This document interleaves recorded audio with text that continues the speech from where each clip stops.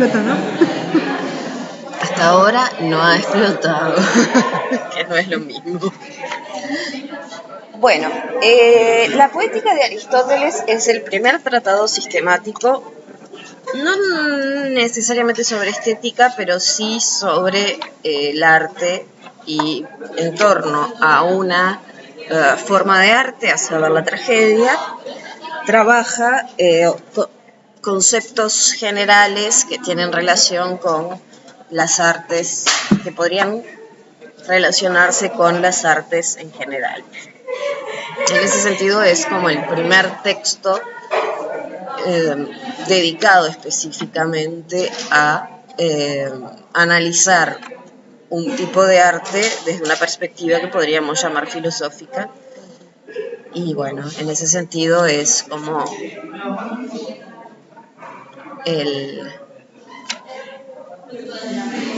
la piedra de toque, o sea, las observaciones de Aristóteles han generado siempre mucho debate, pero la poética es como el libro con el que empieza. Bueno, con el que empieza y por un tiempo también termina, pero la reflexión sistemática en torno a estas cuestiones. Aristóteles va a tomar la concepción, que no era platónica, era general, de las artes como artes imitativas, lo que hoy llamaríamos bellas artes, la mayoría de ellas como artes imitativas, pero va a hacer algunas observaciones bien diferentes respecto a lo que esto significa, tanto desde el punto de vista de sus consecuencias éticas como del punto de vista cognoscitivo. Y además va a incluir algunas variaciones interesantes respecto a cómo interpretar esa imitación a partir de la incorporación de otro concepto, que es el concepto de verosimilitud, que es un concepto que va a ser regulador de la idea de imitación. ¿Verosimilitud? Sí. Los tres conceptos centrales de la poética de Aristóteles son imitación, verosimilitud y catarsis.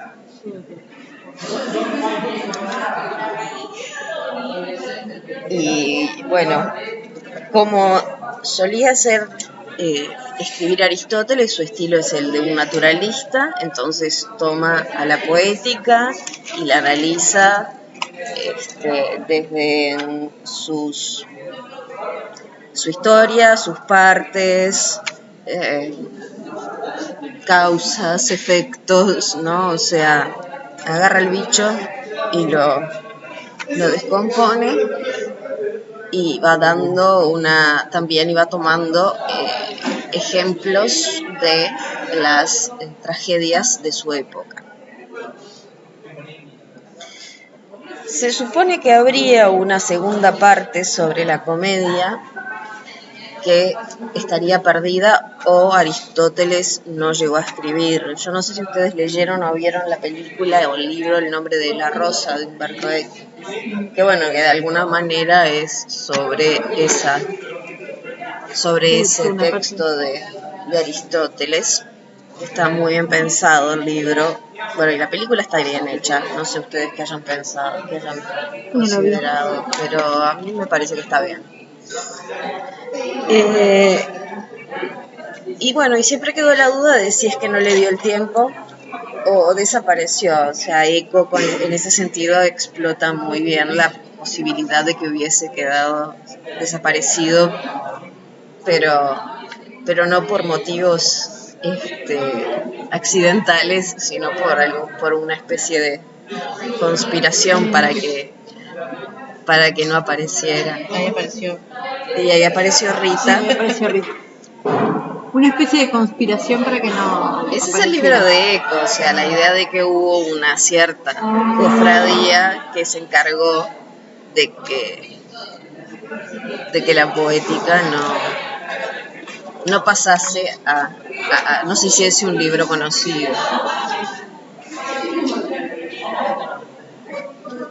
Lo que tiene, en realidad además también, tiene su que ver con lo que conversábamos en los encuentros anteriores respecto a la risa. Hola, ¿cómo estás? Y si se quiere, la peligrosidad de la risa.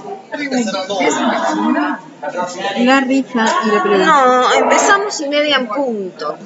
Eso fue lo que ocurrió así, con una puntualidad inglesa, pero no empezamos a la una. ¿Querés traer una más grande, Rita? No. La puedo sentar arriba igual.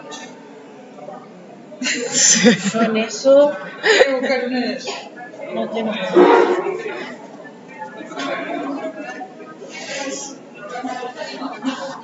Bueno, esperemos un poquito.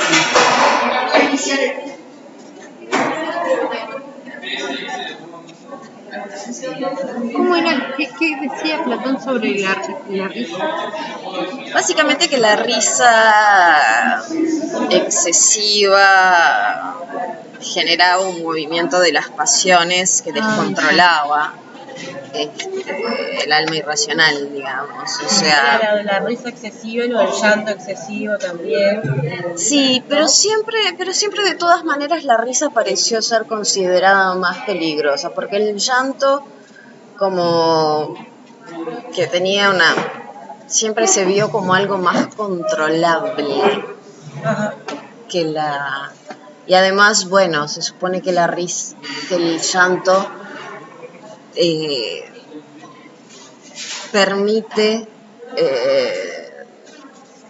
limpiar algo que está molestando.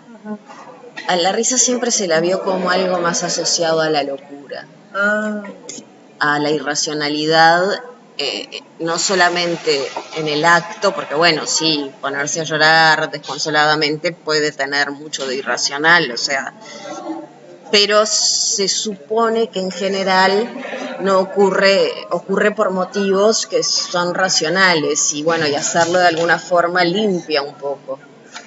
La risa, sí, se puede decir que es una reacción normal frente a algunas cosas, pero en la medida en la que comienza a volverse cada vez más intensa, se va viendo como más irracional y más descontrolada, o sea, más sin posibilidad, sin estar vinculada a ninguna necesidad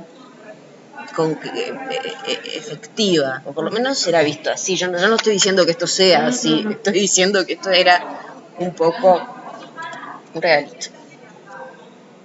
No lo compré, es un libro, es una revista de distribución gratuita que como yo tengo acceso la voy repartiendo. Sí. No. Logré entrar. Así que vamos Mi único servicio a la comunidad es agarrarlas y llevarlas por ahí. No. Bueno, eso no es poca cosa, pero si no sé. Qué lindo. Yo pensando así en el pintor de Platón y cómo dice que es tan ideal eso. Sí, sale. Yo leo Algo Lips, salió pero mal. Algo salió mal. Estoy intentando llegar al texto. Arrancaron con poética del Sí, estamos en Estamos en eso.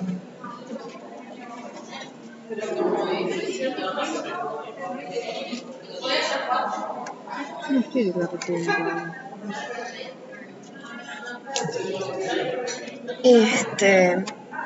Y bueno, entonces en ese sentido no se sabe qué ocurrió con la poética, pero si nos ponemos un poco, salvo que esté algún ejemplar escondido en algún lado, lo más probable es que Aristóteles haya escrito: luego voy a escribir sobre la comedia, y ese luego no llegó nunca. peligrosidad de la risa.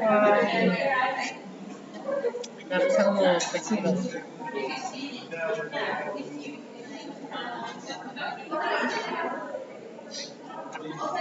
Bueno, Empieza Aristóteles, objeto de la poética. Hablemos de la poética en sí y de sus especies, de la potencia propia de cada una y de cómo es preciso construir las fábulas. Si se quiere que la composición poética resulte bien y asimismo del número y naturaleza de sus partes e igualmente de las demás cosas pertenecientes a la misma investigación, comenzando primero, como es natural, por las primeras. Muy didáctico siempre Aristóteles. Pues bien, la epopeya y la poesía trágica y también la comedia y la ditirámbica, en su mayor parte la aulética y la citarística, todas vienen a ser en conjunto imitaciones. Pero se diferencian entre sí por tres cosas. O por imitar con medios diversos, o por imitar objetos diversos, o por imitarlos diversamente y no del mismo modo. Como ustedes verán, están, tres tipos de Imitación. formas, sí, De imitar, buscando la epopeya, inspirando. claro, Dijo por La medios comedia. diversos, objetos diversos y me faltó la tercera parte. diversamente, por imitar distintas formas. Por medios diversos. Viste que no estoy. Imitar. Por Objetos, imitar por medios objetos. diversos, objetos diversos o imitar diversos.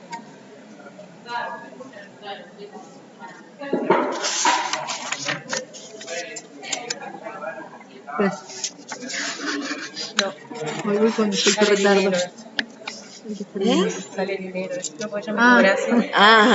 No. Eso, anda juntando las moneditas de 10 pesos que voy a ir a lavar este vasito.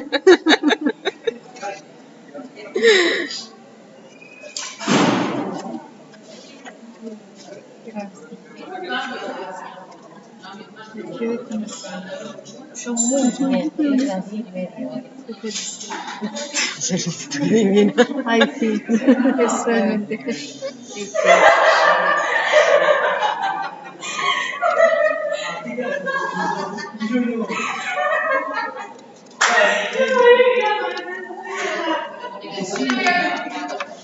Bueno, hay pequeños detalles. Ustedes van a ver que la visión de la poética que tiene un aparato erudito importante.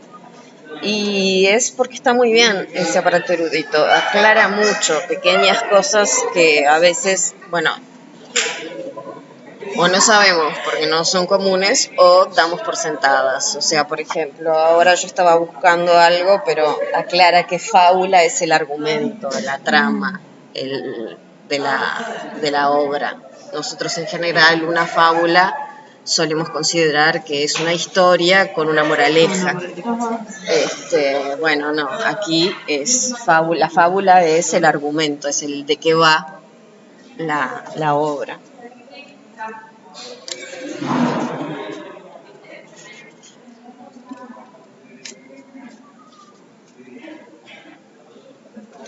Y después justamente tener en cuenta que para entender que se trata de medios diversos, objetos diversos o imitaciones de diversas formas, ver que lo que veíamos en Platón vuelve a aparecer en Aristóteles, que es incluir la literatura en la música, como una forma de música.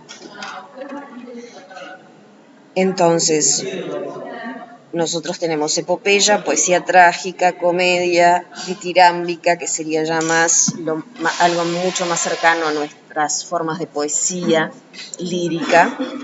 Y por otro lado, la aulética y la citarística, que son la flauta, y la cítara es un instrumento de cuerda, o sea, el que estudia instrumentos, no estudia instrumentos, pero tiene un amigo que lo hace, es Adrián.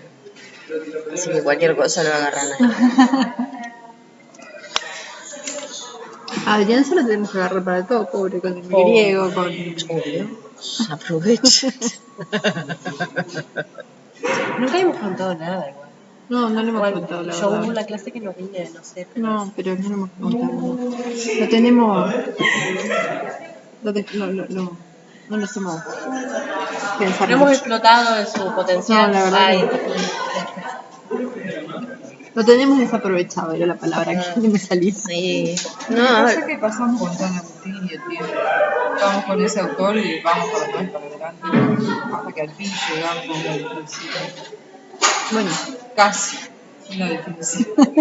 no, está bien. Lo que pasa es que acá se está manteniendo muy filosófico, pero como el hecho de que tenga una formación literaria es interesante. sí, claro.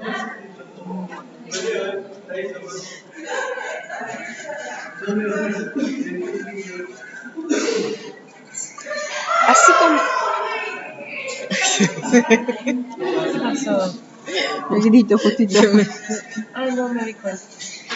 Así como algunos con colores y figuras imitan muchas cosas reproduciendo su imagen,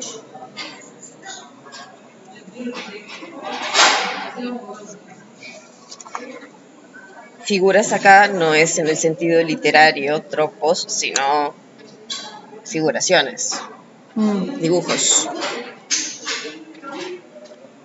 Unos por arte y otros por costumbre y otros mediante la voz, así también entre las artes dichas, o sea, las de la música, todas hacen la imitación con el ritmo, el lenguaje o la armonía, pero usan estos medios separadamente o combinados, usan solo armonía y ritmo en la aulética y la citarística, sin lenguaje, y las demás que puedan ser semejantes en cuanto a su potencia, como el arte de tocar la siringa y el arte de los danzantes imitan con el ritmo, sin armonía,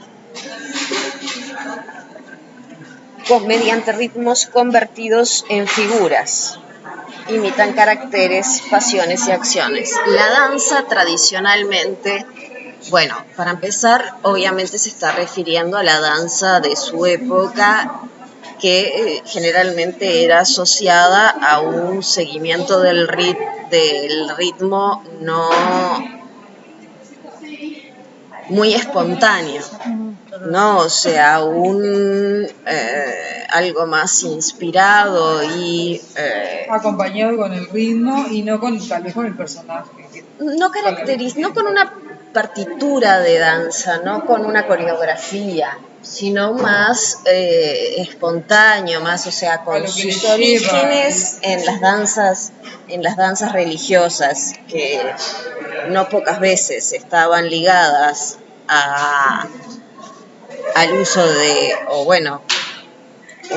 o mucho vino, pero el vino era muy suave, el vino griego. Eso siempre ténganlo en cuenta, que cuando hablan de que en el banquete se pasaron tomando vino, se emborracharon mucho más tarde de lo que se hubiese emborrachado, nos hubiésemos emborrachado nosotras, y no solo por una cuestión de resistencia, es que el vino tenía un menor tenor alcohólico, entonces, claro, se emborrachaban en algún momento, pero no es tan, o sea, claro, nosotras lo leemos y pasan horas y siguen tomando y todavía consiguen hablar. Es una cosa muy notable porque y con sentido, porque bueno, conseguir hablar cualquiera consigue. Pero bueno, eso también tiene que ver con que el tenor alcohólico era bastante menor, entonces demoraba en afectar, digamos, los sentidos bastante más. Pero en el caso de la danza, muchas veces las danzas también tenían sus orígenes en aquellos templos que solían estar localizados en lugares donde había emanaciones que sí afectaban los sentidos, y entonces, claro, generaban movimientos, pero, o sea, que eran considerados danzas, que se suponía que dibujaban alguna cosa, pero no en el sentido en el que hoy una prima bailarina hace así, todos entendemos que es un cisne, o sea, la distancia era mucha, y entonces en ese sentido se consideraba la danza una expresión más espontánea, y la armonía no no solo no necesariamente, era poco común, porque justamente en la medida en la que era espontánea, raro sería que en la medida en la que la espontaneidad y la expresividad de situaciones emocionales era tan importante, ¿no? O sea, ustedes imagínense, a ver, ¿qué puede ser parecido? Bueno, por ejemplo, en el culto a Yemanjá, a veces, y en cultos similares, a veces alguien encarna y baila y hace muchos movimientos, pero esa danza difícilmente nosotros podríamos repetirla. Podemos sumarnos y bailar también, y hay cierto ritmo, el ritmo de los tambores, pero no hay una coreografía. Hay ciertos movimientos que son más tradicionales. Sí, pero no hay algo ensayado, algo prescrito, algo que digamos, nos ponemos en escena, pero con esto. Exacto. No entonces, en ese sentido, el origen y también la forma de concebirlo era esa, y entonces, claro, la armonía no entraba porque no había un equilibrio de partes o una intensidad que estuviese controlada y moderada. La danza era, en ese sentido, distinta.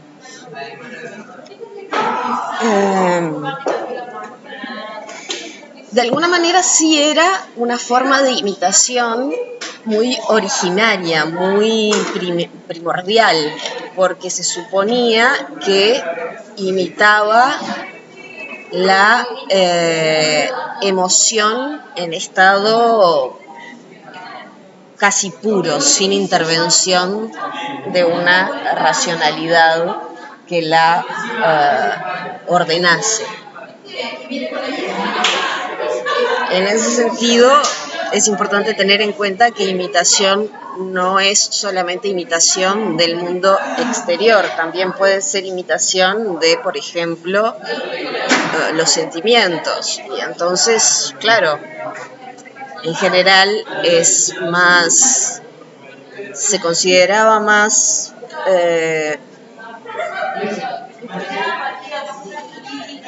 una forma más primordial, originaria, más directa de imitación, la de la danza, que de alguna forma tomaba la emoción y la expresaba con el cuerpo,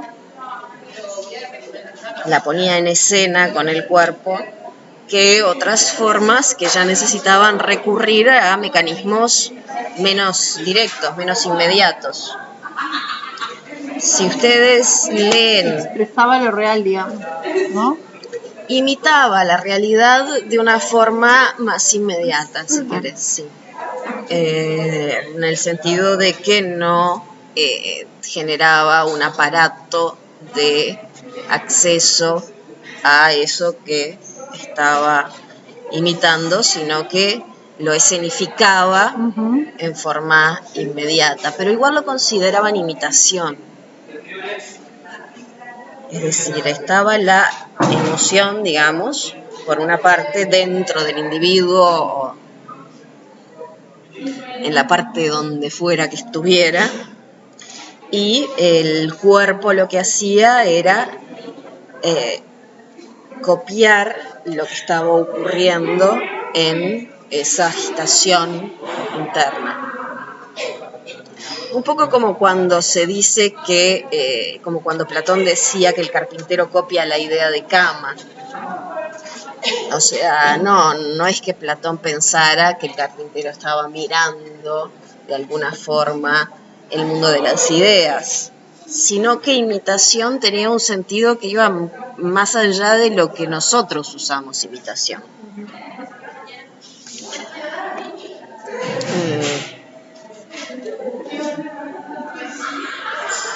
Era básicamente poner en otro lenguaje algo que se percibía de alguna forma. Esa forma no necesariamente era la observación,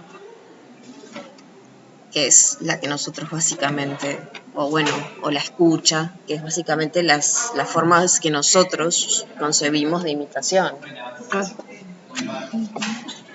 Y Nietzsche en El origen de la tragedia, por ejemplo, lo considera esta danza y el culto a Dionisios con las bacantes que justamente entraban en estado de trance y bailaban, como la forma más espontánea y originaria del arte en su sentido vital. ¿No? Para Nietzsche el arte en esta época ya era un arte totalmente prostituido, que se hacía para competir, pero no respondía a las necesidades vitales de... En la época de él, dices tú. No, en la época Nietzsche. de Platón y de Aristóteles, donde predominaban los concursos, los festivales, o sea, donde había un ordenamiento de las artes. Las artes eran menos espontáneas.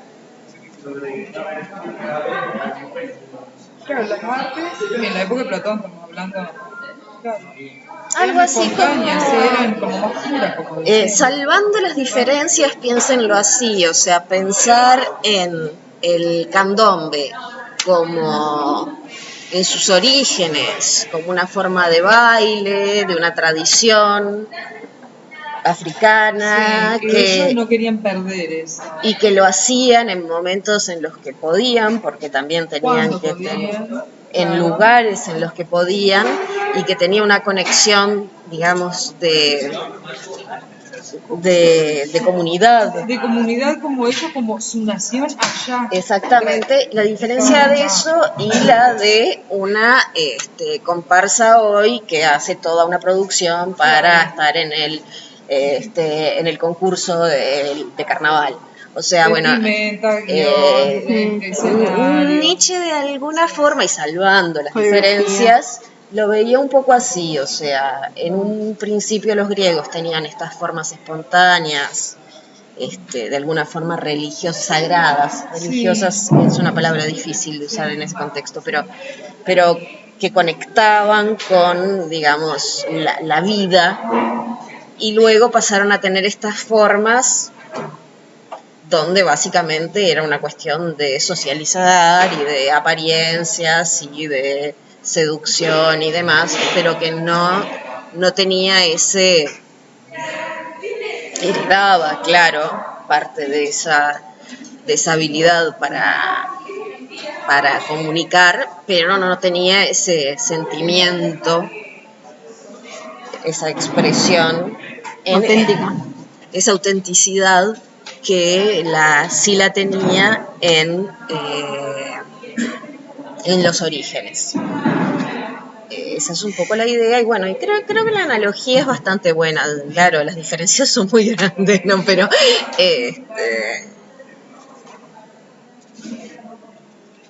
claro, Nietzsche va a decir entonces que esto es como una versión que le falta lo auténtico, una versión como que le falta vacía, vida, si querés decirlo, que no maneja, que la influencia de la razón o la racionalización, o sea, de una administración de los recursos, sustituyó al aspecto espontáneo e incluso al aspecto simbólico, con una serie de condiciones: se deben hacer tales cosas, debe durar tanto, debe convencer a un jurado, o sea, quitarle desde el objetivo fundamental hasta modificar. Claro, pero el objetivo pasa a ser ganar el concurso, y después para ganar el concurso se hacen las cosas en pos de eso. Y además se modifican, se establecen reglas, deben hacerse ciertas cosas, ciertas otras no. Es decir, hay una racionalización de los recursos artísticos que era incompatible con el impulso vital propio de ya fuese del caos dionisíaco como del orden apolíneo. Ninguno de los dos ya se podía encontrar en eso. Bueno, no digo que dijera que no había nada, no había restos de eso, pero que habían sido bastardeados de tal forma que ya no eran, que habían perdido su identidad esencial. Claro, no existía la identidad de por qué se lanzaba. No era lo mismo. Ahora con otro fin, vamos a decir. Es solo un medio. Y antes ese medio era el fin. Mientras mantenía un espacio vamos a decir, de no alienación, Sí. Se había vuelto parte de la puesta en escena de las formas sociales, que bueno, que no necesariamente estaban mal, pero que extinguir hasta esas formas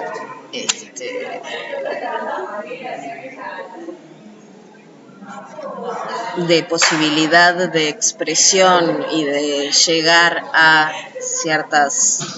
a conexiones con la vida en un sentido tan elemental, era una pérdida. Sí.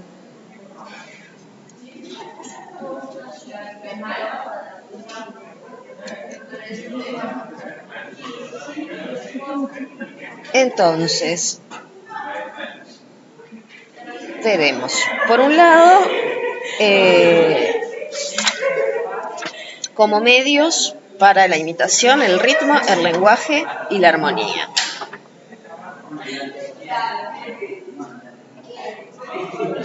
Que pueden usarse combinados o no, o bueno, distintas combinaciones. El arte que imita solamente con el lenguaje, en prosa o en verso, y en este caso con versos diferentes combinados entre sí o con un solo género de ellos, carece de nombre hasta ahora.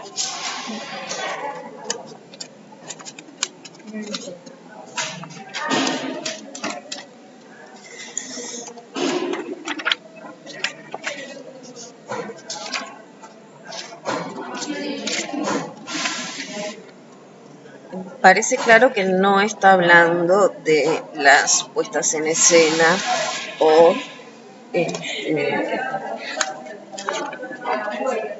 las formas tradicionales de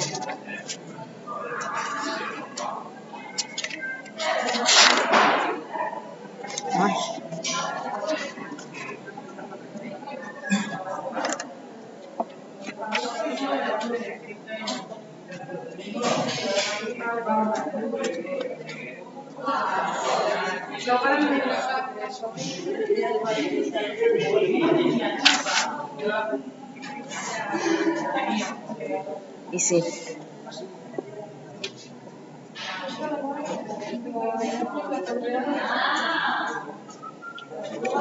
Sí, este pasaje es controvertido, o sea, ¿qué quiere decir que no tiene un nombre? O sea, sí, epopeya, tragedia, ditírambica, o sea, la ditírambica no, pero la epopeya y la tragedia ciertamente utilizaban ambos recursos. Están los que sugieren que lo que no había era un nombre común a todos. Pero de todas formas no hay una interpretación clara de si se refería a eso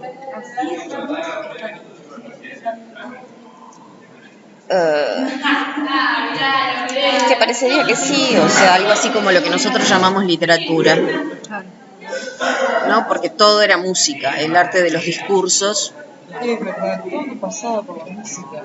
Sí, yo recién entiendo la profundidad de la música cuando Platón propone que a los guerreros hay que enseñarle primero la gimnasia y la música. Enseñar música a los guerreros, ¿para qué les va a servir? Y recién ahora estoy entendiendo por qué. No, era parte fundamental Del equilibrio, de la moderación, de la templanza, de un montón de virtudes que debían de tener. sí, era una concepción de... O sea, en ese sentido estaba muy asociada al entrenamiento del alma. O sea, el alma era la que se tomaba un ritmo propio, una armonía propia, si era bien educada.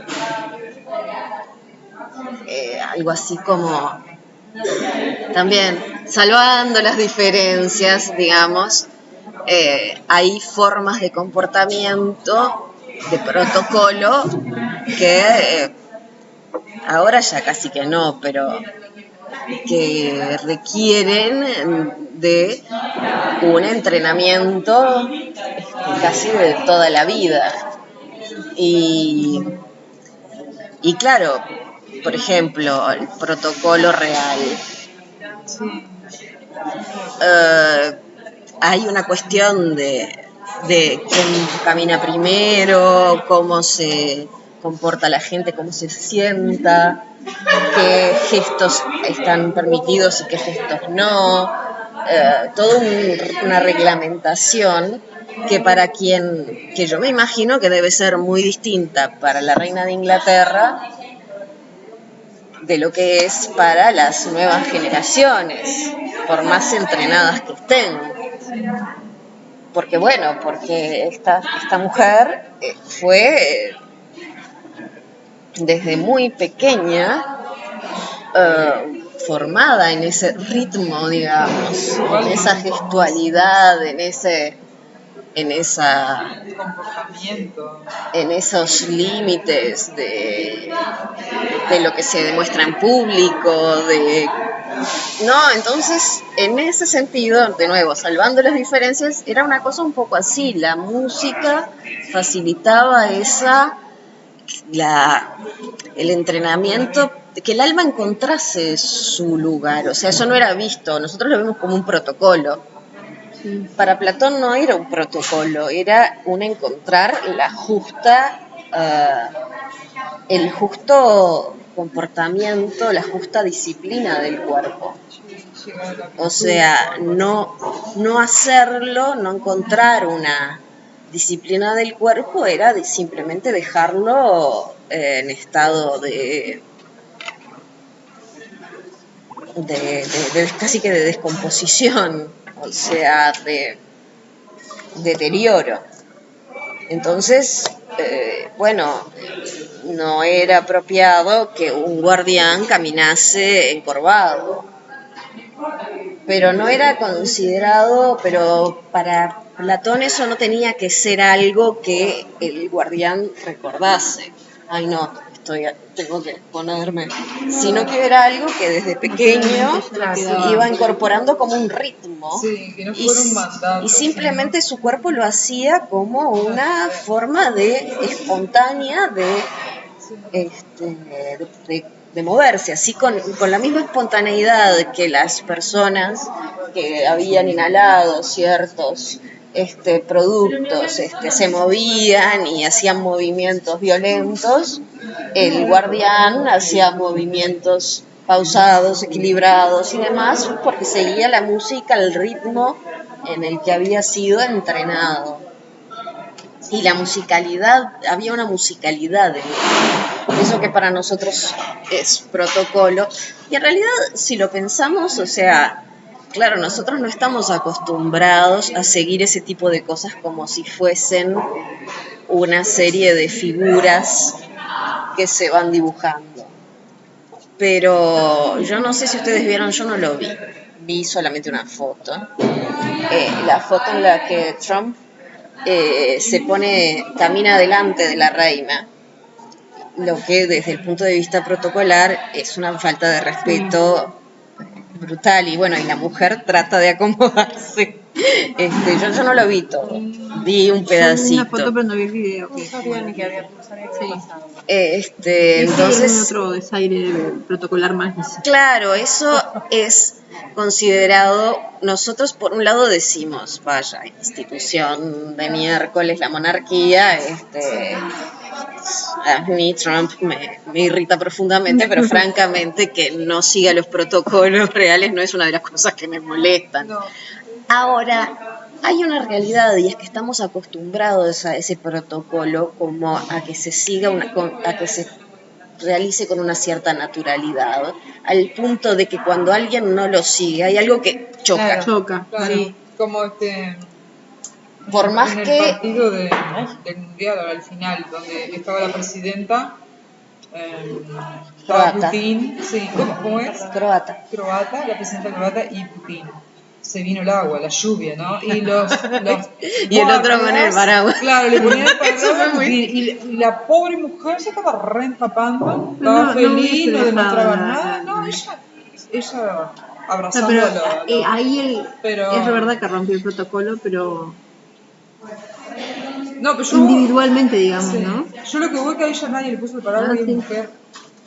Sí, Que hay un para mí me parece protocolo. aberrante eso. Bueno, no No sé por qué te sé. lo pusieron porque es mujer. Porque es Claro, mujer. no. No se lo pusieron porque... No, no, lo que ella Putin. dice es que no puede ser que habiendo pongan a que un hombre, Putin un sea paraguas. tan anormal Bueno, viste que que yo habiendo siempre una hablo. dama no haya dicho no, pónganle el paraguas a ella, o sea, el gesto de Pero él tiene otra La dama persona u que otra tiene persona al desprecio. lado. tal. está bien, sí, también estaba Macron al lado, Sí. pero bueno, pero es verdad que tenemos como cierta consideración todavía incorporada hacia la mujer.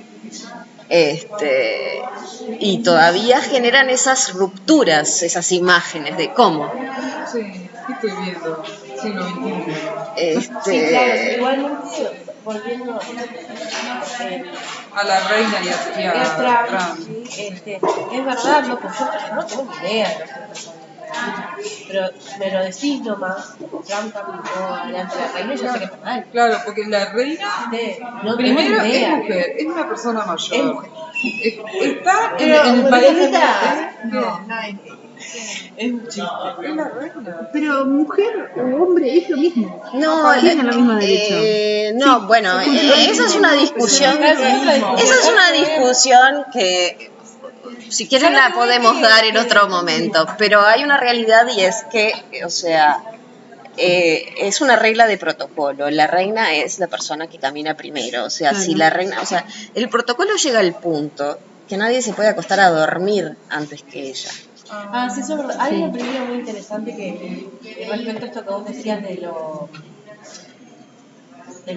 protocolar, de lo que es para ella y lo que es para las nuevas generaciones, que se llama La Reina, se llama así,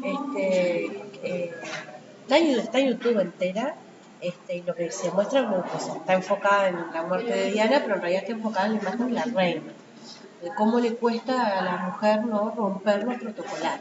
Y te muestran todo.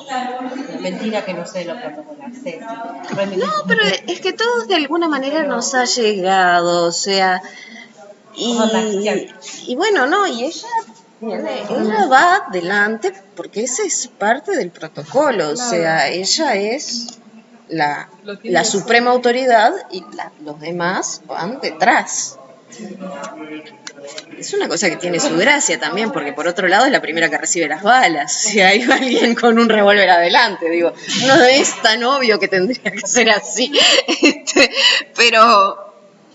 Pero también porque hay un sentido en el cual se supone que ella o él, porque podría ser un rey, es también la protectora, o sea, entonces es toda esa serie, digamos, todo ese protocolo.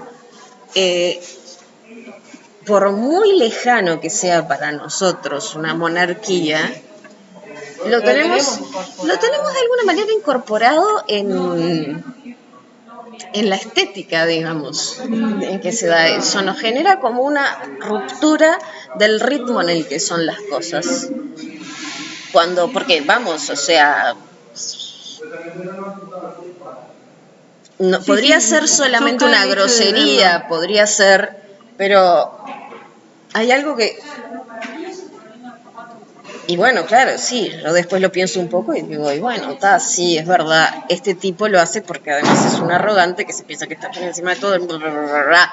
Pero después, y de última, que camine, a dónde camine, o sea, pero en ese sentido, no como música, pero sí como parte de el comportamiento que tenían que adquirir a los reyes y reinas o a los príncipes, digamos, se los entrenaba con mucho Cómo debían de caminar, comportarse, salud, o Ajá, sea, cómo y cuándo reírse y cuándo no. con el objetivo de que eso no fuese algo, sí, y Trump no. con el objetivo de que eso no fuese algo que tuviesen que pensar, sino algo que hiciesen Ahí automáticamente. está, por eso Claro. es más puro, porque les sale. Y entonces en ese sentido, bueno, eso por poner un ejemplo que todavía mantiene, que lo vemos claro, pero esto también se aplica a otras cosas, por ejemplo, a ver, pero esto no es tan común saberlo. En Senegal a los niños los educa de chicos con ejercicios de estiramiento y flexión y demás. Y es muy raro no encontrar a alguien que sea muy buen bailarín, incluso con pasos que para nosotros, bueno, yo sí los trato de con acrobacias que yo me hago pelota, o sea, digo, y ver hombres de 50 y pico de años hacerlos sin que se les mueva. Y claro, impresiona, porque nosotros no tenemos esa flexibilidad. Bueno, pero es parte del ritmo incorporado. o sea, nacen y las madres ya tienen una forma de, así como las distintas formas de estimular a los niños, o sea, también afectan a las culturas, y bueno, de estirarle los bracitos y las piernas y de jugar con ellos, que hacen que después tengan una flexibilidad muy grande, incorporada. Sí. Por supuesto que no todos se van a volver excelentes artistas o gimnastas, o sea, pero digamos que en comparación con un individuo promedio de otra cultura van a ser más flexibles. Sí, claro. Y tienen un entrenamiento. Tienen un entrenamiento que se convirtió en naturaleza para ellos, para sus cuerpos, o sea, les resultaría difícil no tenerlo, no ser así de flexibles. Y esto era un poco lo que quería Platón con el entrenamiento musical, que él lo llamaba que llegase hasta el alma, pero es básicamente que se convierta en naturaleza, que haya una espontaneidad, que no sea necesario pensar en eso para hacerlo. Yo cuando estudiaba ceremonia y relaciones públicas, una de las cosas que nos decía siempre es, ustedes tienen que practicarlo todos los días porque si no, no sale después, tienen que incorporarse como algo natural. Y es eso el ritmo que vos estás diciendo, ¿no? Porque si lo sabés, pero a la hora de ejecutarlo, no podés estarlo pensando, esa es un poco la idea. Y Platón consideraba que la música era un excelente vehículo para generar ese tipo de disciplina y que se volviera parte de la naturaleza de la persona y no una disciplina, no algo que había que estar aplicando y pensando cuál es la regla, cómo sigue, estoy bien, no, simplemente fluyera. Nosotros en el medio de nuestro caos nos movemos como podemos, hacemos y ahí vamos. y al tener ese ritmo es todo más predecible.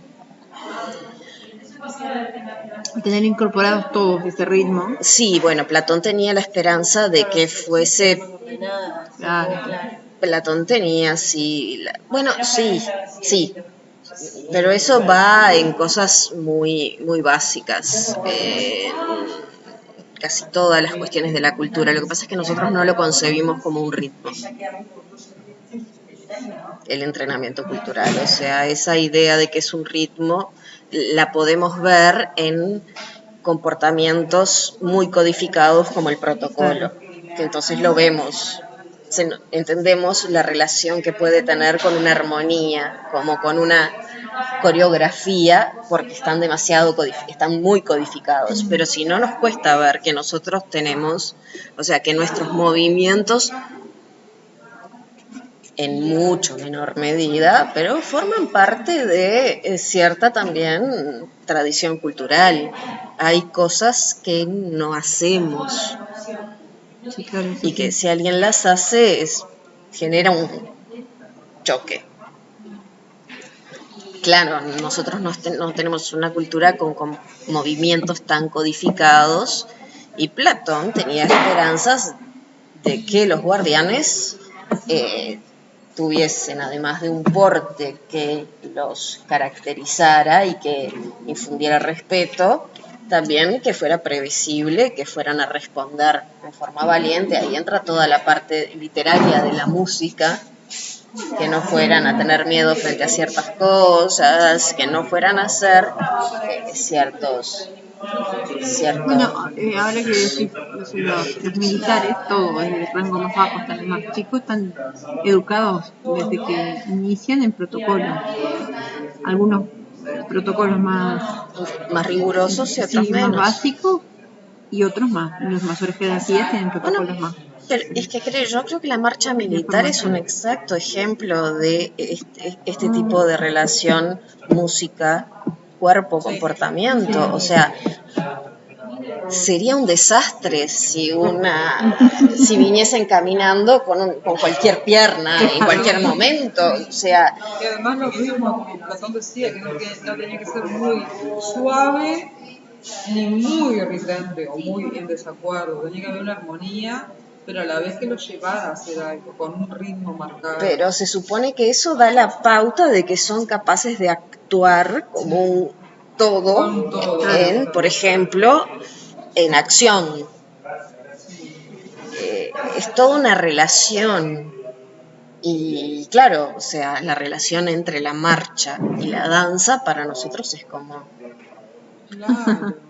Pero la idea es que justamente se siga un ritmo y ese ritmo suponga que si la derecha va primero y la izquierda va después, la derecha va primero y la izquierda va después y no lo puedes hacer mal. Era un orden. Ni a destiempo, ni nada. Tienen que ir Mira, eso es lo que me gusta del ser. Siempre hay algún estudiante. De cuatro patas, sí. Es un lugar pet friendly. Yo quiero que la facultad sea pet friendly, así puedo llevar a mi perro cuando me parece que está demasiado cerrado. Porque así ya viene y lo liberás ahí en el patio. Claro, acá sí lo puedes traer así desde el ómnibus. Acá lo puedes traer y liberarlo. Eso me parecería fantástico, pero bueno. Algún día lo voy a llevar, eso es obvio, pero no creo que pueda dejarlo, o sea, en la clase o cosas, o sea, sí, entrar y salir y hacer alguna cosa, una gestión medio rápida, nadie me va a decir nada, pero... Si estás muchas horas, de repente no sé. Sí, ya. Están acostumbrados a andar acá. Son buenos. Es más, estudian mucho, son de los más disciplinados. Disciplinados y lo del estudio. Totalmente. No, Bueno, pero bueno, ahora que dijiste el ritmo, uno en la vida diaria tiene cierto ritmo incorporado. Que cuando sale ese ritmo, en realidad es cuando encuentra...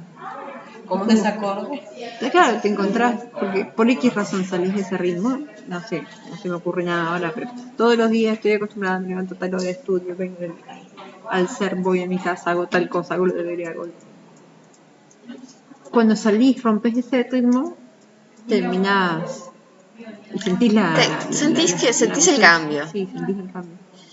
Y si ustedes piensan también, qué sé yo, las familias, o sea, no es solamente una genética lo que te permite cuando ves un grupo decir son una familia, o sea, un grupo por tener distintas edades que va caminando juntos no necesariamente es una familia. Sin embargo, hay una serie de gestos, porque la imitación existe, o sea, las personas imitamos, cosas. Y bueno, y los niños imitan a los Son padres, que o sea, han esto hablado. es parte básica. Entonces vos ves un grupo de gente y decís, y bueno, claro, sí hay un parecido que tiene que ver con los genes, pero no solamente, también hay una cuestión que tiene que ver con las costumbres, con la gestualidad, con, bueno, si hablan ni te digo, porque ya el Sí, uso de... no, yo por ejemplo con mi madre físicamente somos agua y aceite, pero las personas que nos conocen a ambas, a mí me dicen, ay, hablas igual a tu madre. Yo no me acuerdo, hasta los gestos dicen que es lo mismo, ¿no? Incluso con adoptados que genéticamente tienen un vínculo, los gestos y la No, esas Claro, ahí cosas, se ve bien que Sí. es algo esas cosas se aprendido, incorporan. copiado. Sí. Sí, esto en ese sentido, esa musicalidad, Platón la tenía muy identificada y creía firmemente en aplicarla. bien naciente. Ahora sí lo Yo lo venía sospechando. O sea, yo lo venía sospechando y siempre intentaba, ¿por qué? ¿Viste? Y ahora con este trabajo que estamos haciendo, yo miré Porque el por uso de la qué. música, decíamos. Sí, ¿por qué hacía hincapié? Que no le cantaba con la gimnasia y otras cosas, ¿no? Es que Era, lo era curioso por lo de la contrario que muchas gimnasia, veces se dice que hay que enseñar música hoy en día en las escuelas, ¿no? sí, Porque se supone que es por una apertura Ajá. mental y Platón era al contrario, era como marcarle el claro, es tiempo. que hoy en día en general cuando se habla de música para las escuelas se habla de expresión libre. Claro.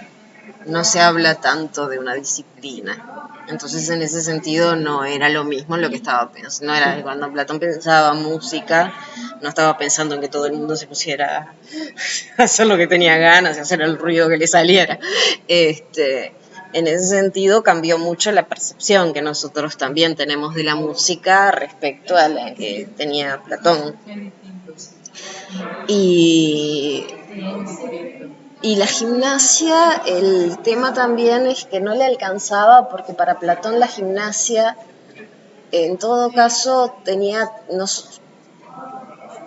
no era solamente una cuestión de ejercicio físico, que en eso también quizás hasta se combinaba con la música, sino que era una cuestión de cuidado del cuerpo en general, ¿no? Por eso aquello que leíamos del tipo de comida, que no hubiera... entonces, la gimnasia también abarcaba más cosas, o sea, era...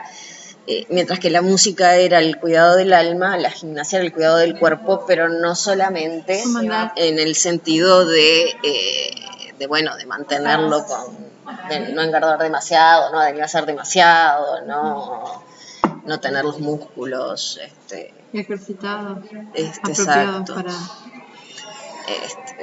No para un tener... combate en realidad, ¿no? Porque Los guardianes sí tenían que estar entrenados para poder combatir.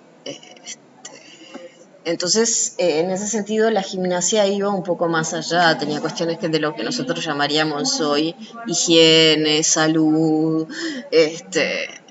y en ese sentido no le alcanzaba, entre otras cosas, por eso, porque claro, o sea, había una parte importantísima que nosotros hoy le dejamos a la gimnasia, que para Platón no alcanzaba con la gimnasia. No es sobre el ejercicio.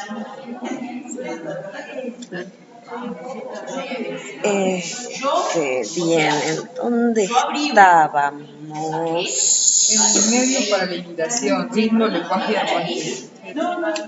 Habíamos mandado sí, la botella, ritmo, la lenguaje y tarjeta. armonía. Bien, entonces esta idea de que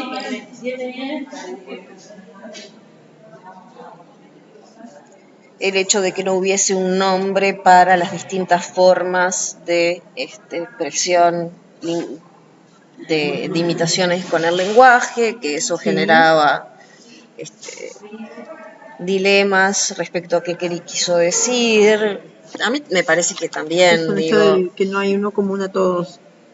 A mí me parece que esa es la lectura como más intuitiva. Ahora, me imagino que si todavía esta interpretación se está discutiendo, será porque los filólogos de Aristóteles tienen algunos otros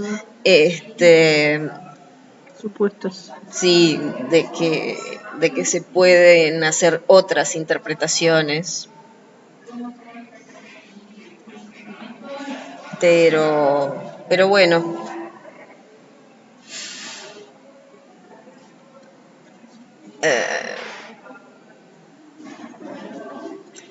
algunos incluyen, bueno, en qué categoría hubiesen estado los diálogos platónicos, pero digo, yo evidentemente nunca me dediqué a analizar demasiado este pasaje.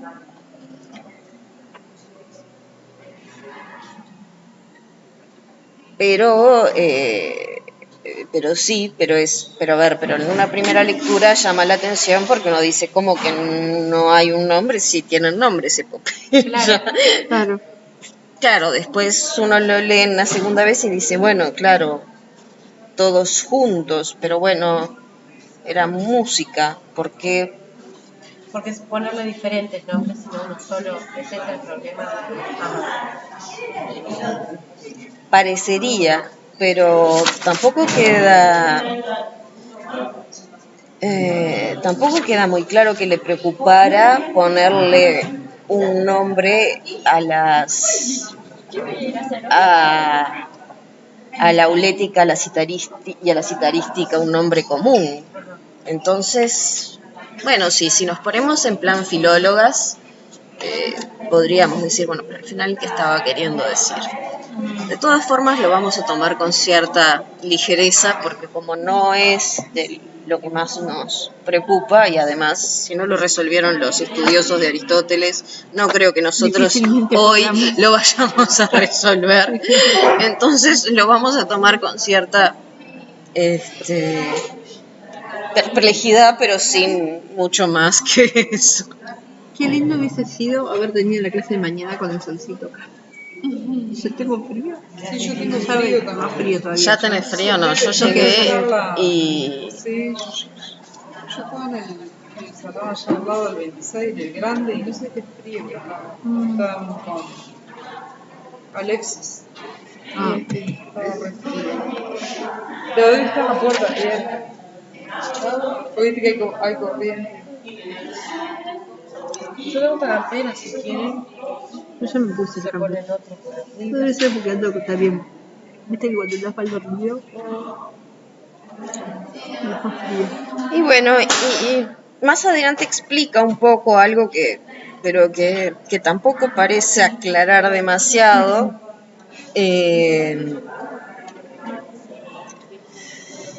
El hecho de que como a los versos los versos se asocian a la poesía, entonces a veces se pierde de vista que en versos se hacen más textos. Lo que les decía, ¿no? O sea, filosofía se hacía en verso,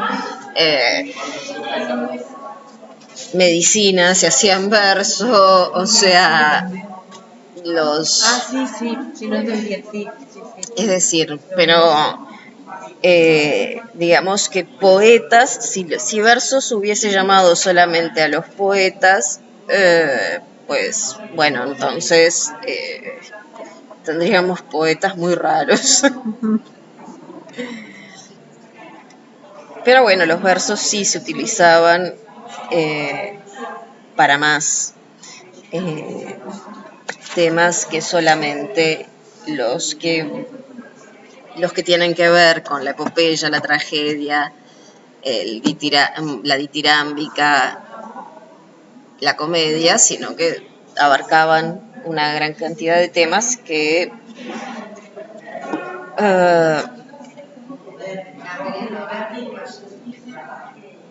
usualmente no se llamaban poetas. En ese sentido habría también una cuestión, ¿no?, de diferenciar, ¿no? O sea, los que imitan por el lenguaje, los que utilizan los versos para ciertas cosas y los que utilizan los versos para otras. Pero ¿y cuál es la diferencia entre los que imitan el lenguaje y los que imitan a través del lenguaje? Los que imitan a través del lenguaje y los que hacen versos, sea para lo que fuere. O yo ahí me perdí. Bueno, en principio nosotros no diríamos que Parménides en su poema está haciendo una imitación. está imitando algo. Ajá.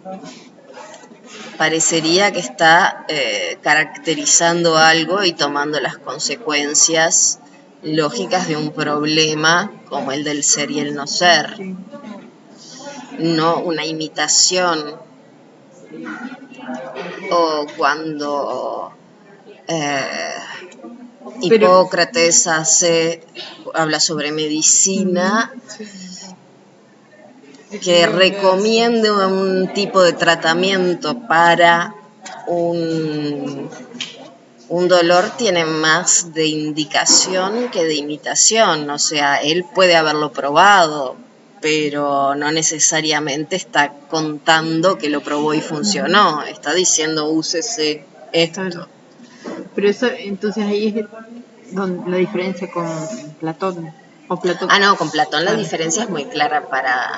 Para Aristóteles el lenguaje no es una versión sensible del mundo de las ideas cuando Claro. sale bien, o una distorsión sensible. Para Aristóteles el lenguaje era una forma de expresión que tenía la capacidad de representar las cosas de diferentes formas. No era una copia en versión sensible de lo que podíamos pensar. No, de lo que podíamos pensar, ahí ya habría que discutirlo, pero de lo que podía estar en algún topos uranos que mostrara la verdad, pero que fuera nuestra única forma de expresarla. Claro, por eso no es copia. No, el lenguaje no es siempre copia. Es copia en el caso que sea poesía. En el caso de que sea imitación de acciones, sentimientos,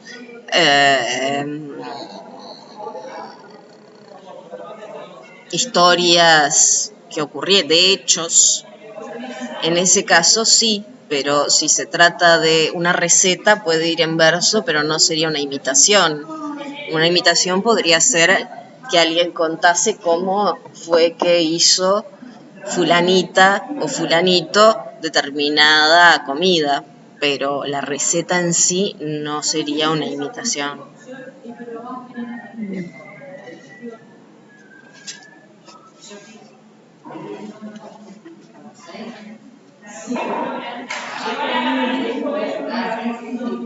Así pues, sobre lo que antecede valgan estas distinciones, pero hay artes que usan todos los medios citados, es decir, ritmo, canto y verso, como la poesía de los ditirámbicos y la de los gnomos, la tragedia y la comedia.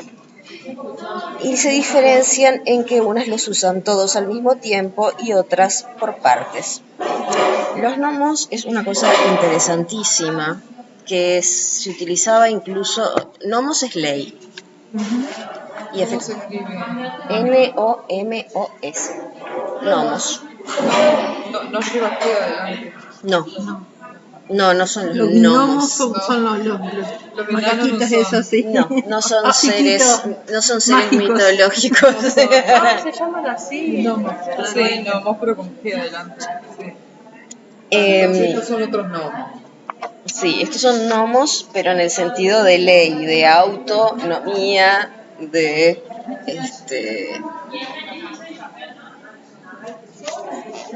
De lo que es también, ¿no?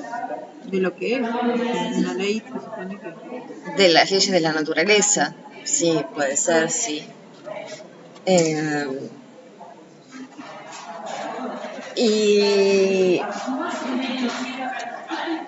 Y los gnomos, o sea, se llamaban gnomos a las leyes, pero también a un tipo de canto que en algunos lugares se consideraba que tenía un efecto terapéutico sobre las ciudades. Algo parecido, si ustedes quieren, a los salmos. Pero parecido respecto a lo que yo he leído, no algo que yo haya escuchado. O sea, parece, ¿no? Algo que se repetía, que se mantenía un tono, que no tenía variaciones, o sea, que de alguna forma seguía siempre la misma regla. que no alteraba su estructura.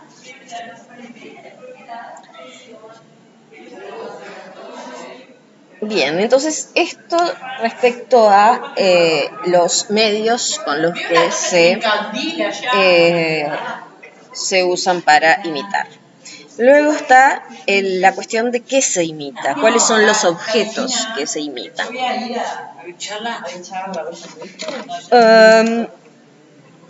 Sí, medios para la imitación.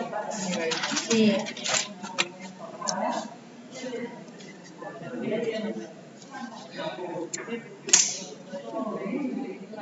Los que imitan a seres humanos los imitarán o bien esforzados, digamos, virtuosos, o de baja calidad. O bien los pueden hacer mejores, o bien peores o incluso iguales que quien imita, por supuesto. Se dice que esto lo aplica también a la pintura, ¿no? Y también es evidente que cada imitación tendrá diferencias y será distinta en la medida en la que imita a los seres humanos como mejores, como iguales o como peores de quien es el que está imitando. Generalmente, al que está imitando, por muy buen poeta que fuese, Aristóteles lo consideraba un ser humano promedio. No alguien, o sea, claro, era raro que alguien imitase poetas. Entonces, habría que ver, ¿no? Si Homero hubiese imitado a un poeta, si lo hubiese imitado mejor que él o peor que él, pero Promedio. sí, personas que no eran éticamente ni superiores ni inferiores, y desde el punto de vista de la jerarquía social, bueno, esto también tenía que ver mucho con el tipo de empleo o trabajo al que se podía dedicar la gente dependiendo de su rango. O sea, si los poetas hablan de reyes, de héroes, de dioses, que se supone que son mejores a ellos. O sea, en el caso de los dioses es bastante evidente, pero en el caso de los reyes o de los héroes, bueno, porque en general, sobre todo los reyes, los héroes son personajes que pueden ser más controvertidos, dependiendo además de cómo se los conciba. No era tarea propia de ellos hacer poesía, entonces siempre eran superiores a ellos. Luego está la cuestión de si éticamente eran mejores o no. Y ahí entra una cuestión largamente discutida que suele asociar a los artistas y a los poetas con personas con una cierta tendencia a la vida disipada, que es bastante curiosa, pero bueno, porque en general se suele destacar el aspecto folclórico casi de esto, ¿no? O sea, gente que toma mucho, que usa drogas, que tiene una vida sexual promiscua, pero lo interesante es que los artistas, en muchos casos las vidas de artistas hablan más de individuos egoístas, obsesivos, que de individuos con tendencia a beber o a la promiscuidad. O sea, en realidad, claro, hay vidas de artistas que tienen esta parte, pero mirándolo ya con el diario del siglo XXI, muchísimos artistas vivieron en matrimonios convencionales, en vidas que podríamos llamar convencionales, y lo curioso que tenían era que que se encerraban, que no hacían trabajos económicamente productivos y entonces sus familias a veces padecían esto, o solteros como Van Gogh, que hasta donde se sabe no era ni promiscuo ni adicto a por lo menos no en forma problemática, nada. Pero bueno, pero por su arte, de alguna forma puso en un compromiso a su hermano de tener que mantenerlo, ¿no? Y eso perjudicó a la familia de su hermano, que lo hizo de muy buena voluntad, o sea, pero es interesante porque se suele hablar de los artistas como, bueno, esa fama de bohemios empezó más en el siglo XIX. Pero de todas formas se suele encontrar en algunas otras épocas. No en todas, pero en algunas otras épocas se encuentra. Y Grecia y Roma son parte de estas épocas en las que se los asociaba, bueno, con un cierto, esto casi siempre, ¿no? Un cierto desinterés por la vida cotidiana, por estar preocupados por su arte, ese tipo de cosas. Y en ese sentido no eran individuos esforzados, productivos para la ciudad, o sea... Bueno, pero eso todo... Sí. No sé. No, ustedes, yo también puedo decir, bueno, pero al final contribuían, pero la cuestión es ponerse en la cabeza de un griego de su época, Claro, o sea, sí. contribuían, pero el moralmente superior era el que se dedicaba a la política o a la reflexión. Sí. Y si era superior, y era superior al poeta y era superior al campesino. Ya dijo Platón. Entonces, también podemos discutir, no, bueno, pero los campesinos eran mucho más útiles a la polis que los filósofos.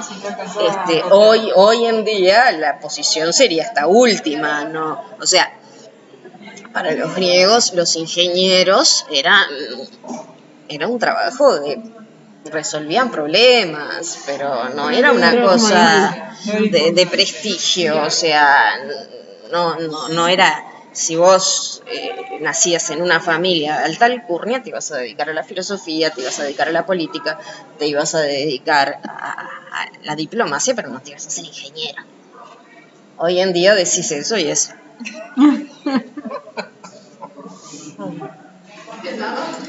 Entonces, en ese sentido, lo que les quiero decir es que él se refería a que ellos solían representar personas mejores que ellos, porque no eran... Hay un texto de un filósofo argentino que es muy gracioso porque retoma un pasaje de Platón en que él cuenta que iba en el ómnibus y escuchó a una señora decir, bueno, yo no soy racista, pero dígame la verdad, ¿a usted le gustaría que su hija se casase con un negro? Era algo que se escuchaba mucho antes. Se escucha. ¿Todavía se escucha? Sí, yo hace 2 semanas atrás que lo... Chao. Sí. Qué ridículo. La edición donde trabajo yo. Caramba, eso sí que... Yo siempre Yo pensé... sorprendo a la gente. Sí, claro, porque yo pensé que eso era algo... Y te voy a buscar entonces el pasaje, porque él cuenta que él cuenta que volvió a su casa indignado y buscó un pasaje de Platón en que Platón habla pestes de los ingenieros, de que sí, de que son buenos, y utiliza el mismo argumento. ¿A usted le gustaría que su hija se casara con un ingeniero? Así que ya ven. Ahí estaría más de uno encantado. Ya ven cómo es la historia de... El tema es que, claro, para Platón el ingeniero no alcanzaba ni ahí a contemplar las ideas.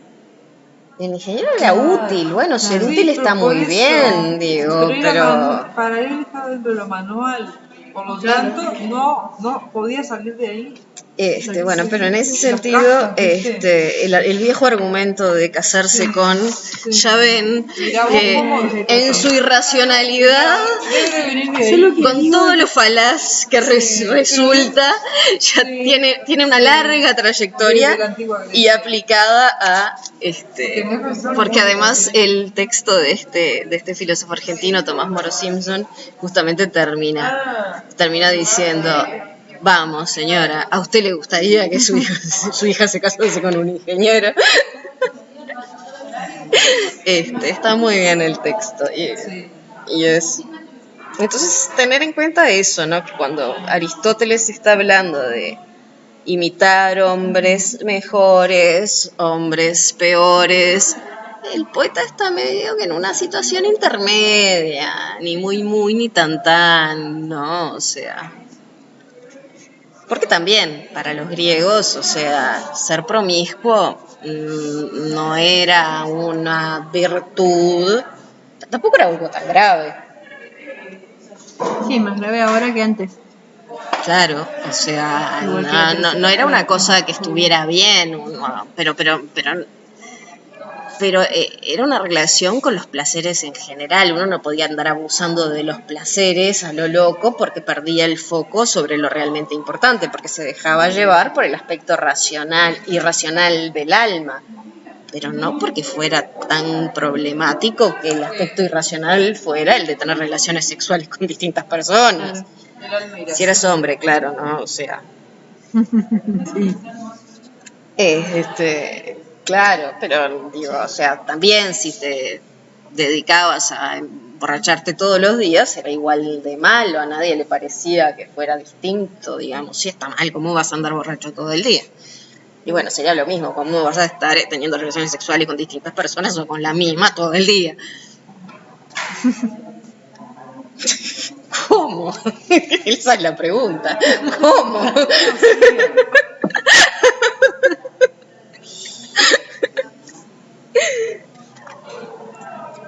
Bien. Sobre todo si es con la misma. Más difícil todavía. Bueno, vos sabrás, yo te paso a decir que a mí la idea, yo soy muy perezosa. A mí estar haciendo todo el día una actividad física, por muy placentera que sea, me resulta un poco cansador. O sea, es verdad, hay épocas y épocas, momentos y momentos, pero... La de tomando todo el día te la llevo igual, La de tomando todo el día sí. Bueno, pero es porque es algo que se puede hacer de forma más descansada. Claro. No demanda. Pero además, ojo, porque llega un momento en el que yo me duermo, digo que por mucho que... Vos te rompes todo. Si pudiera...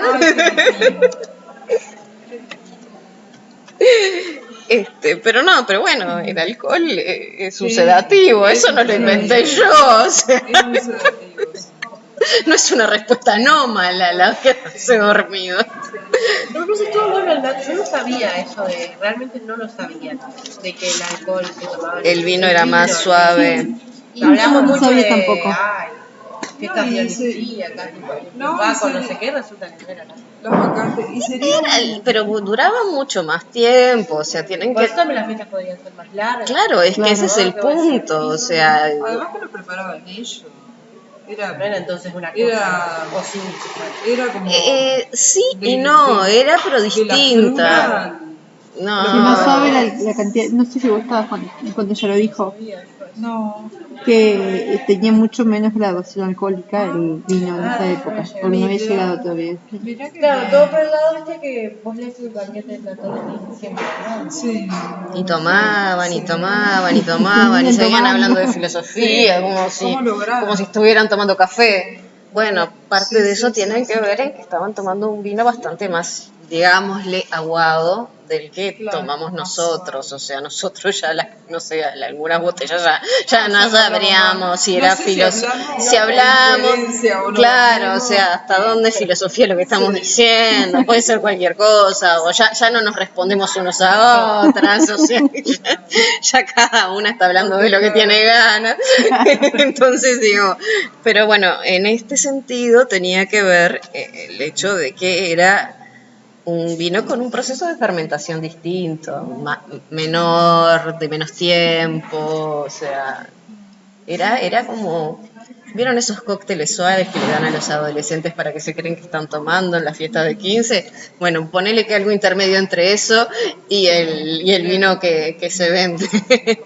O la cerveza sin alcohol que La querías cerveza sin hacer. alcohol es una cosa. Un jugo de uva. No, tenían, digo, afectaba los sentidos, eso sí, pero digamos que era, o sea, tenías que tomar y tomar y tomar, o sea, no era que, no era que te tomabas podían una tomar. botellita y ya estabas, o sea, Sí, sí, La por eso velada se no se podía. sabía cuando terminaba.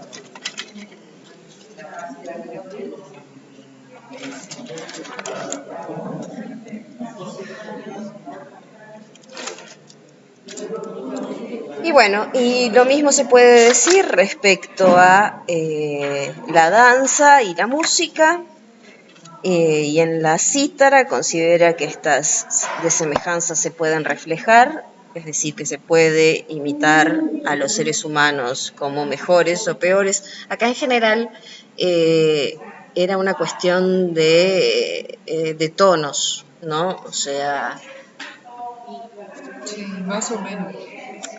una gran concentración de tonos agudos se podría decir que está imitando un quejido. Entonces estaría imitando a alguien inferior. Digo, como el carácter imitativo de la música es problemático, si bien se considera que hay música imitativa y música que no. Pero bueno, en ese sentido, esas serían las desemejanzas y la misma diferencia separa también a la tragedia y a la comedia, ya que la comedia imita a los hombres peores de lo que son. Para Aristóteles, parte del reírse tenía que ver con ver al otro metiendo la pata y haciendo tonterías. Sí, claro, un tipo de comedia, ¿no? Imita. Verlo como reírse de él, Sí, satírico. suponía verlo como no solo satírico, pero en general suponía un nivel de ridículo Sí. que no era adecuado, o sea, uno no podía poner un rey haciendo bufonadas, o sea, pero bueno, pero suponía entonces imitarlo como peor al promedio y a la tragedia como a los hombres mejores de lo que son. En la tragedia se imitaban a los hombres mejores de lo que son, porque ahí intervenían héroes. En la. Héroes y además incluso aunque las tramas fuesen muy sórdidas, si vos querés, Sí. la cuestión es cómo reaccionan Ahí está, que ante produce. este tipo de situaciones, ¿no? Los seres superiores. Ah, no. Está bien. ¿Qué era, dijiste ahí, la La tragedia. Sí. Ah, no entendí. Sí, la tragedia, la comedia, eso sí, pero. No, ¿Eso no, era está la bien, sí. pregunta? Sí, era eso, sí. Perdón.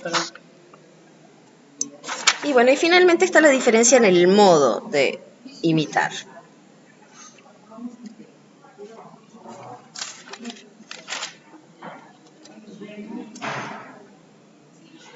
Una es narrando, dice, otra es, digamos, contando la historia, otra puede ser la dramaturgia, y entonces los actores en escena imitan como si a seres en acción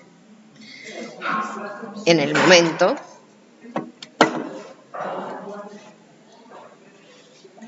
Y esa sería básicamente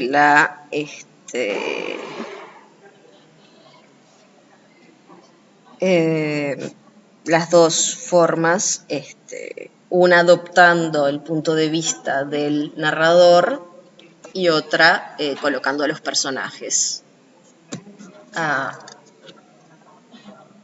desapareciendo, digamos, un poco a lo que podríamos decir que hacía Platón, ¿no? O sea, Platón no dice, les voy a contar una historia y después aparecen Sócrates y... Claro.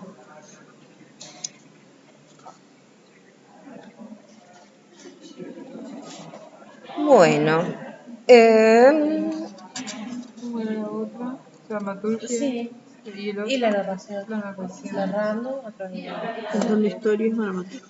bueno, y bueno, la comedia tendría sus orígenes en los mimos y en los bufones que actuaban, aunque esto no era nada honorable, hacían reír, y bueno, y eso significaba que para ellos se colocaban en una posición de inferiores, digamos, de tontos, de... Esto es parte de la comedia actual, o Pero sea... para Aristóteles entonces no estaba como muy bien visto el hacer reír. Era como... definitivamente la tragedia era superior a la comedia. Está, con eso ya está. Para mí, al menos. No significa, o sea, que estuviese mal visto hacer reír. Lo que pasa es que hacer reír era algo que, primero que nada, no...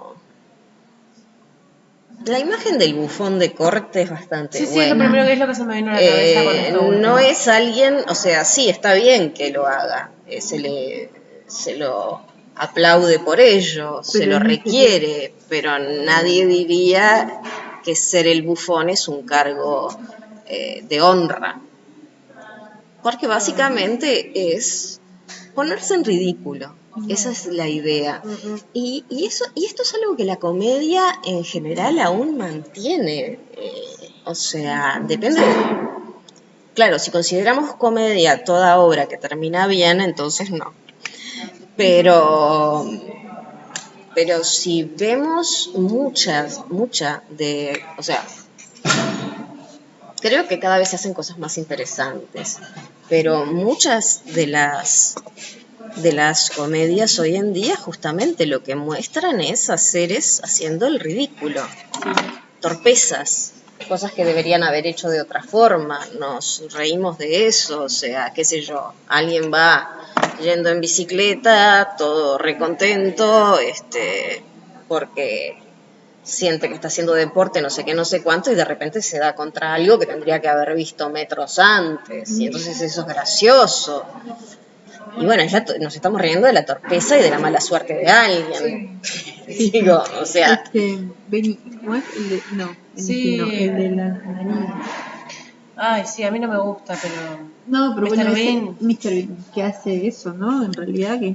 Bueno, Mr. Bean en realidad no solamente hace eso, o sea, lo que tiene Mr. Bean es que tiene un dominio del lenguaje corporal muy impresionante, ¿no? Sí, o sea... eso es verdad. Pero yo a mí no me gusta, para mí que a mí no me gusta porque no termino de entender. A mí me gusta. Algo me falta. No, alguien me dijo, pasa que es inglés y por eso no lo entendí. No, el humor inglés suele ser, ¿Puede ser? como un poco más oscuro para nosotros, en el sentido de que mantiene ciertas solemnidades, no es tan explícito como por ejemplo el norteamericano, que es... Que tampoco me gusta. Bueno. Si ustedes ven, hay una película que yo francamente nunca pude ver porque realmente me supera, que es Tonto y Retonto. Ay, sí. Yo la vi, pero cuando El era himno leído. muy chica. Yo la vi muy chica también. 12 años, Yo no creo dudo que- de que tenga cosas graciosas. Sí, A mí lo que pasa es que me supera. Sí, a mí no me gusta. Pero después, por en ejemplo, algunas partes. películas que no son tan... Claro, en realidad sí, pero se coloca casi todo el tiempo como la persona en un... Se me viene una parte donde está en el sanitario, por eso. No, pero en situaciones en las que las cosas o salen mal o que no son demasiado dignas, Digno, las cosas graciosas suelen... bueno, claro, hay límites, ¿no? Pero incluso las comedias muy bien logradas apelan a, qué sé yo, los Monty Python, que todas... Yo siempre recuerdo, tienen un pequeño sketch que es Resumiendo a Proust, que es un concurso en el cual hay que resumir En busca del tiempo perdido. Y entonces, claro, Y finalmente la ganadora es una rubia espectacular que ni siquiera había participado. Y eso se supone que es gracioso. Claro, yo tengo una sensibilidad de género y de cuestiones que francamente... Sí, no le ves la gracia. Sí, Pero en el así fondo es una herencia de que el jurado, donde aparezca una rubia bonita, les va a importar un rábano si hizo o no lo que tenía que hacer. La van a votar ganadora y chao. Cosa que pone en ridículo tanto a los jurados, pero que también coloca en esa posición de objeto a la rubia de... Yo pasé por acá. Ojo, la rubia es la que saca más ventaja de eso, en realidad, ¿no? Porque gana sin hacer nada. Pero de todas formas no son seres humanos éticamente, en una posición ética muy elevada ninguna. O sea, entonces en ese sentido, bueno, la risa viene de, al fin y al cabo, ver a los otros en una posición de alguna forma degradante, más degradante, menos degradante, se puede considerar astucia en algún sentido, pero de las formas de astucia no es ciertamente la más prestigiosa, o sea, la mejor, o sea, esta persona es realmente astuta, ¿no? Es el astuto de la chiquita. Entonces, en ese sentido, bueno, ¿hacemos una pausa? Bien. Sí, sí, sí, Muy bien. un coffee. Ay.